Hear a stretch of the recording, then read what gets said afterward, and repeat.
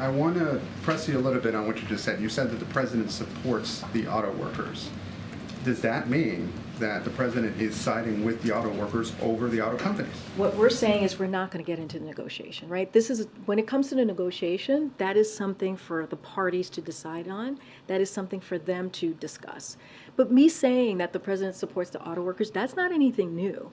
When we're talking about a president who is the most pro-union president in history, it is nothing new for the president to stand by the workers. That is nothing new for the president to say, I'm going to stand by the men and women of UAW. Make sure that they get their fair share. Make sure that they get a win-win agreement here. We believe this agreement can be a win-win agreement for all. So, but we're not going to get into we're not going to litigate the specifics of the negotiations. Following up on that, though, a strike could have potentially huge impacts for the economy. According to NBC News polling, 37% of registered voters, just 37%, approve of the president's handling of the economy.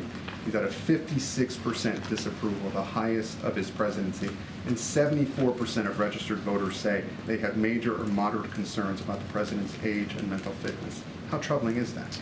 Here's what we're going to focus on. We're going to focus on exactly what you just asked me, right? The first question, which is how do we continue to support the workers, right? We're not going to get into the litigation of the negotiations here, but what we're going to do is continue to show how much this president is working for American families. You just heard from Secretary here who laid out what it means if there's a shutdown and why it is so important for Republicans to keep to their deal.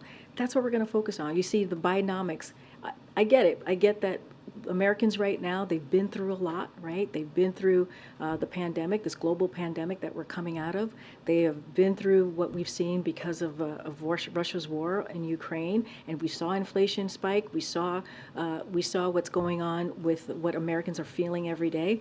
This is why this president has been so zeroed in, so laser focused on lowering costs for Americans, and we've done that. And a lot of the policies that the president has put forward are indeed popular. I mean, Bidenomics has worked so well that you have Republicans in their own districts, in their own states, taking credit for things that the president pushed forward, policies that the president has pushed forward, legislation that they didn't even vote for. If you think about the American Rescue Plan, the Inflation Reduction Act. So I get the polling that you're laying out. I get that, but we can't be focused on that. We also have to be focused on really speaking directly to the American people. The next 3 days, you're going to see the president go to 3 states to do just that. But 37% approve? I hear you. But it is, look, our focus is going to be on what we can do to continue to deliver for the American people. Polls are polls, right? They are going to be all over the place. They're going to, they don't tell the whole story, actually. And that is just the way a poll is. What we're going to focus on is how we can continue to do the job that the president promised that he would do, is make Americans' lives a little bit better, give them that breathing room.